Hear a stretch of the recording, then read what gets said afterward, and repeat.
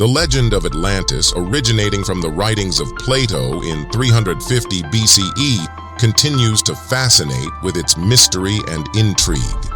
Its existence and location remain subjects of debate, captivating imaginations worldwide. A lost continent that may have existed many thousands of years ago and has become the topic of numerous studies books and movies is still to be found the lost continent of Atlantis. The legend of Atlantis owes its existence to the great Greek philosopher Plato. In two of his writings, the dialogues of Timaeus and Critias are the only accounts of the legendary island of Atlantis. In those texts, written around 350 BCE, there are short descriptions of Atlantis as part of a story about the lawmaker of Athens, Solon, which took place in Egypt. According to those texts, the high Egyptian priest of Sais spoke to Solon about Atlantis, a continent that existed more than 1,000 years ago outside the Pillars of Heracles, which is now considered to be Gibraltar. The Timaeus dialogues placed the island in the Atlantic Ocean. Therefore, the initial hypothesis is that Atlantis was somewhere between Europe and America, though many other suggestions have been proposed, some of which place Atlantis in Antarctica, Greece, and Indonesia. According to the legend, Atlantis was the home of the god Poseidon, the place that was initially given to him when the gods divided the world between themselves and each ruled his or her own territory. Poseidon formed the island and lived there with his wife and children. Poseidon created alternate round zones of water and land so that the center of the island was surrounded by water and not to be accessible by man. He had 10 children and thus divided Atlantis in 10 portions. Atlas was Poseidon's firstborn son, and Atlantis got the name from him.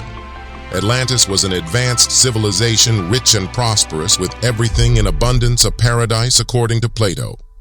The inhabitants were a great power who opposed even Europe and Asia and were able to navigate the sea. A great fight is mentioned between the goddess Athena and the Athenians, and Poseidon and the Atlanteans. With the help of Athena, the Athenians managed to win the battle and protect Athens against the Atlanteans. Generations lived one after another with every king better than the one before.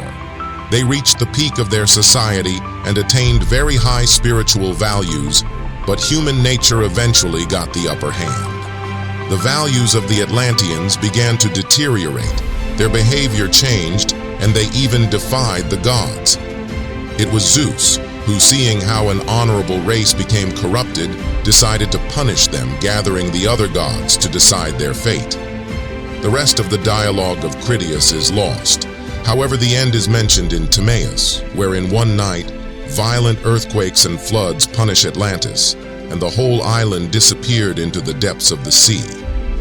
There are arguments as to whether Plato's references to Atlantis are literal or allegorical, considering that references to it only exist in his work and nobody else's, such as by the historian Herodotus, who visited both Egypt and Solon.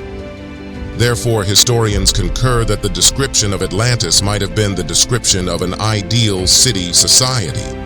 If what Plato mentions is true, then do we have gods in flesh and blood creating the continent of Atlantis, populating it and helping it to become an advanced civilization?